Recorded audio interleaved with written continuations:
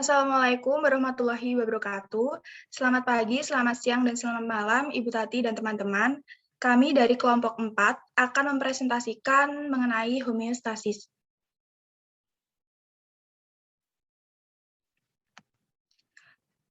Sebelumnya, izinkan kami memperkenalkan diri. Nama saya Faradila Indah, nomor absen 13.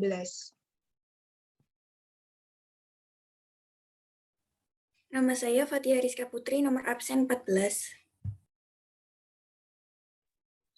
Nama saya Haliza Amalina, nomor absen 15. Nama saya Hilwa Salsabila, nomor absen 16.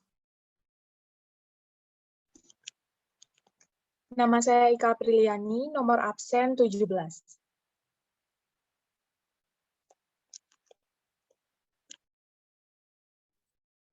Pada homeostasis, ternyata tubuh kita bisa bertahan dari cuaca panas maupun dingin loh. Saat cuaca panas, kita berkeringat. Saat cuaca dingin, kita menggigil. Tapi, mengapa bisa begitu ya?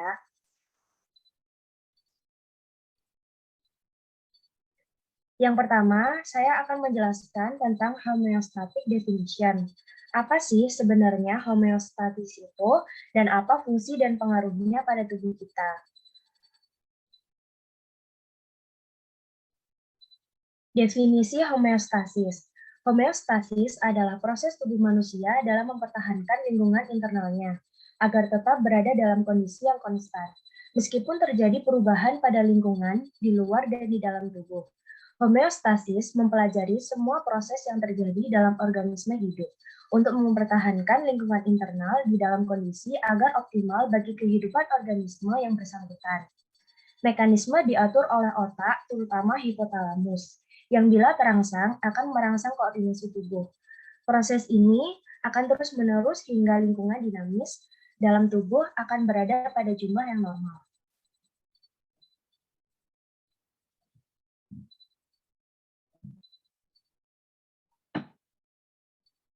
Setiap saat, tubuh akan terpapar dengan berbagai stresor. Stresor dibagi menjadi dua, yaitu eksternal dan internal. Stresor internal berasal dari dalam diri seseorang, misalnya demam, kondisi seperti kehamilan atau menopause, atau suatu keadaan emosi seperti rasa bersalah. Stresor eksternal berasal dari luar diri seseorang, misalnya perubahan bermakna dalam suhu lingkungan, perubahan dalam peran keluarga atau sosial, atau bisa juga tekanan dari pasangan. Homeostasis mempengaruhi tubuh secara fisiologis dan psikologis. Tubuh akan selalu berusaha untuk beradaptasi dengan lingkungan untuk mempertahankan keseimbangannya. Maka dari itu, konsep homeostasis menjelaskan bagaimana tubuh memerangi penyakit untuk memelihara ketetapan lingkungan di dalamnya. Homeostasis merupakan suatu keadaan tubuh untuk mempertahankan keseimbangan dalam mempertahankan kondisi yang dialaminya. Manusia tidak pernah statis. Ia selalu berubah untuk melawan tantangan-tantangan dari pengaruh yang senantiasa ada dalam tubuhnya dan dari luar tubuhnya. Proses homeostatis memiliki keterbatasan. Selama interaksi manusia dengan lingkungan eksternal dalam keadaan seimbang, maka manusia tetap berada dalam keadaan sehat. Sedangkan keadaan yang tidak seimbang disebut sakit.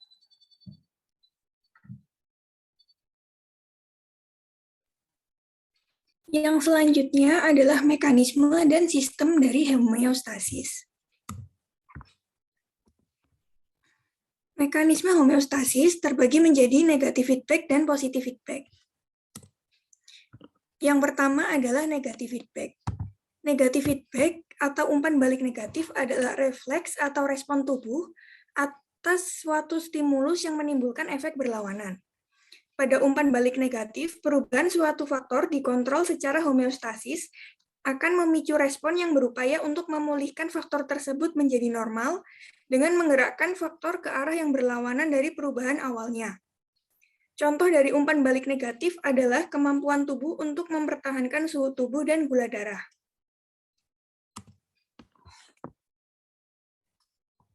Mekanisme homeostasis untuk mempertahankan suhu tubuh terjadi ketika tubuh mengalami stres berupa hipertermia atau terkena paparan suhu yang sangat tinggi. Reseptor panas dalam kulit yang berfungsi sebagai sensor akan menerima kondisi panas yang lalu akan dilaporkan kepada hipotalamus sebagai control center. Hipotalamus lalu mengatur kelenjar keringat untuk meningkatkan produksi keringat sehingga panas yang ada di dalam tubuh dapat dikeluarkan.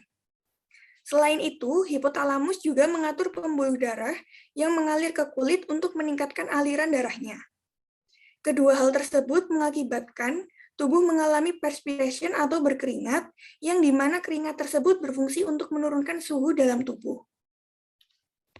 Mekanisme homeostasis dalam pengaturan suhu tubuh diatur melalui jalur saraf, yaitu ketika pesan dari sensor, pusat kontrol, dan efektor akan tersampaikan melalui saraf. Contohnya ketika pesan dari kulit menuju hipotalamus menggunakan saraf sensoris, dan ketika hipotalamus memberi perintah menuju efektor berupa pembuluh darah dan kelenjar keringat, maka melalui saraf otonom. Yang selanjutnya adalah contoh umpan balik negatif yang lain adalah kemampuan tubuh untuk menjaga gula darah. Mekanisme homeostasis untuk menjaga gula darah terjadi ketika tubuh mengalami kondisi stres, yaitu hiperglikemia atau kondisi ketika gula dalam darah tinggi, yang terjadi setelah makan.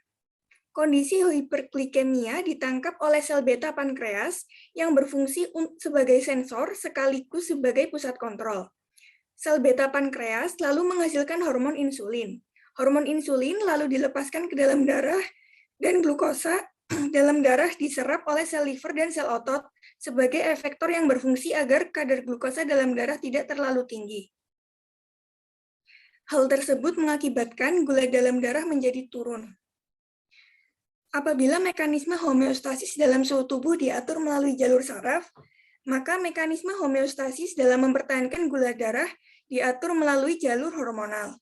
Ketika tubuh berada di dalam kondisi kadar glukosa dalam darah rendah seperti saat berpuasa, maka akan terjadi pembongkaran glukosa yang disimpan dalam sel liver dan sel otot untuk dikembalikan ke darah dengan tujuan agar kadar glukosa dalam darah tidak terlalu rendah.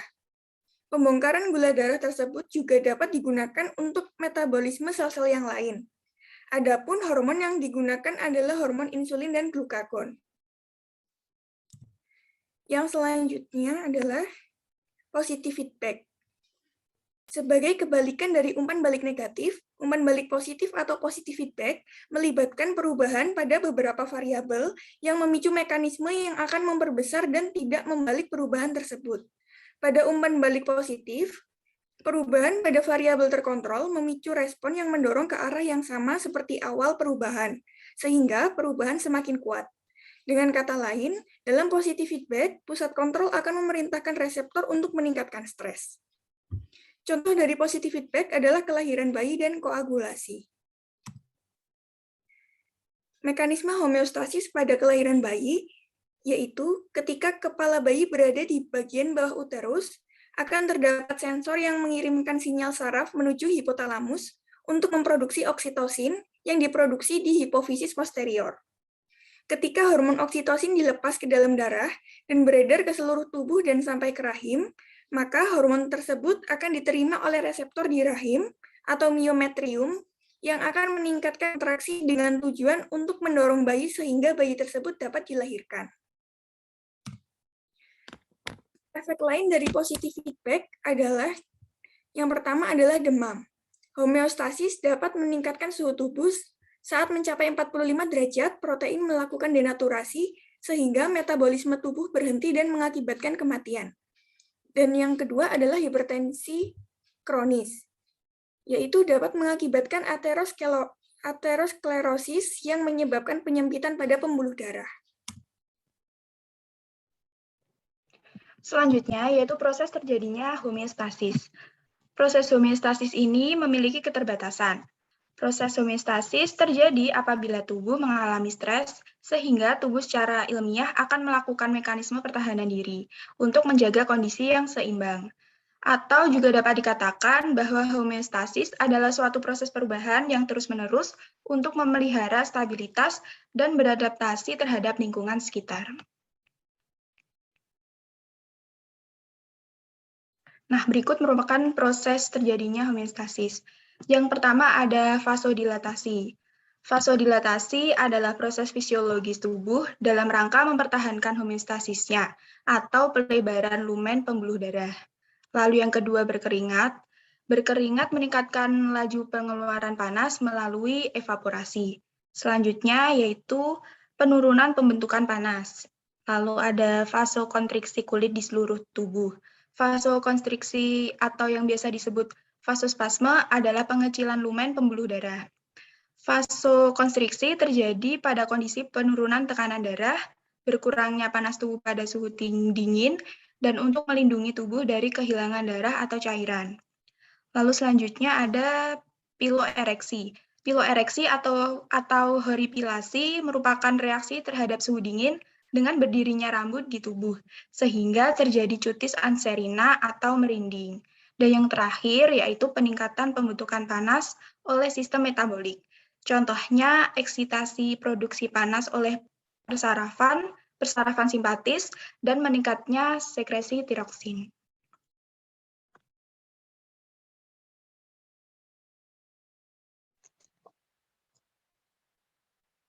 Yang selanjutnya yaitu mekanisme mempertahankan tubuh agar berada dalam normal range-nya. Mekanisme ini bekerja dalam suatu sistem kontrol yang setidaknya terdiri atas 4 komponen, yaitu stimulus, reseptor, pusat kontrol, dan efektor. Stimulus adalah variabel fisiologi yang bisa berubah, seperti temperatur tubuh dan kadar gula tubuh.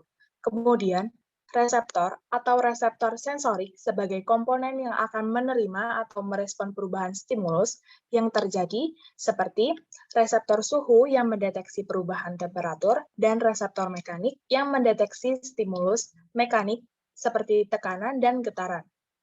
Contoh lainnya adalah spesifik sel pada pankreas yang mendeteksi kadar gula tubuh.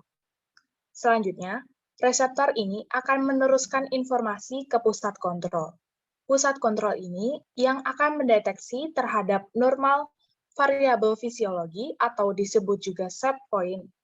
Contoh pusat kontrol seperti sistem kontrol yang ada di hipotalamus, yaitu bagian otak yang salah satu fungsinya melakukan regulasi pada temperatur tubuh dengan mendeteksi set point sekitar 36,5 sampai dengan 37,5 derajat Celcius. Setelah pusat kontrol meregulasi variabel fisiologi yang diterimanya, selanjutnya informasi yang diterima akan diteruskan ke efektor. Efektor di sini bisa sel, jaringan, atau organ. Contoh, ketika suhu tubuh dideteksi rendah, maka kelenjar keringat sebagai efektor akan mengeluarkan keringat dari tubuh.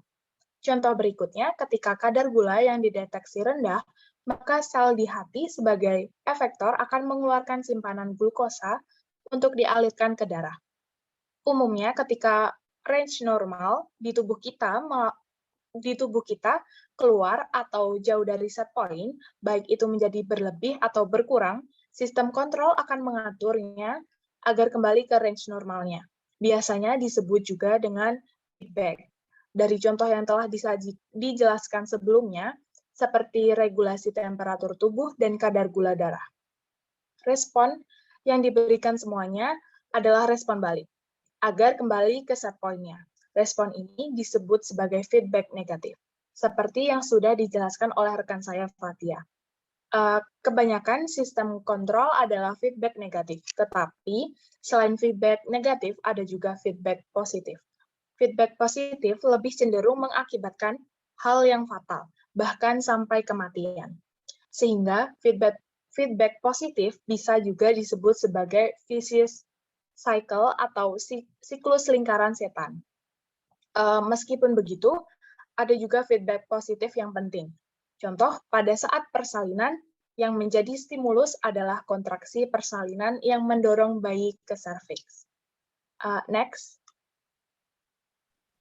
Oke, selanjutnya adalah faktor-faktor yang harus diseimbangkan dalam homeostasis. Yang pertama adalah konsentrasi molekul nutrien. Sel-sel memerlukan pasokan molekul nutrien secara terus-menerus untuk menghasilkan energi. Energi, sebaliknya, diperlukan untuk menunjang berbagai aktivitas sel, baik yang bersifat khusus maupun untuk mempertahankan kehidupan. Yang kedua, konsentrasi oksigen dan karbon dioksida.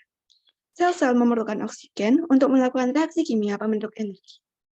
Karbon dioksida yang dibentuk selama reaksi-reaksi ini harus dikeluarkan sehingga tidak terbentuk asam yang meningkatkan keasaman lingkungan internal. Yang ketiga adalah konsentrasi zat sisa. Sebagai reaksi kimia, menghasilkan produk-produk akhir yang menimbulkan efek toksik pada sel tubuh jika dibiarkan berakumulasi. Yang keempat adalah pH. Perubahan pada pH dengan jumlah relatif asam berpengaruh buruk pada fungsi sel dan merusak aktivitas enzim pada sel. Yang kelima, konsentrasi garam, air, dan elektrolit lain. Karena konsentrasi relatif garam dan air di cairan ekstrasel mempengaruhi seberapa banyak air yang masuk atau keluar sel, maka konsentrasi keduanya diatur secara cermat untuk mempertahankan volume sel. Yang keenam adalah volume dan tekanan. Komponen lingkungan internal yang beredar, yaitu plasma, harus dipertahankan pada volume dan tekanan darah yang adekuat untuk menjamin distribusi penghubung antara lingkungan eksternal dan sel. Dan yang terakhir adalah suhu. Sel-sel tubuh berfungsi optimal dalam kisaran suhu yang sempit. Jika sel terlalu dingin, maka fungsi sel akan terlalu melambat. Dan yang lebih buruk lagi, jika sel terlalu panas, maka protein-protein struktural dan enzimatik akan terganggu atau rusak.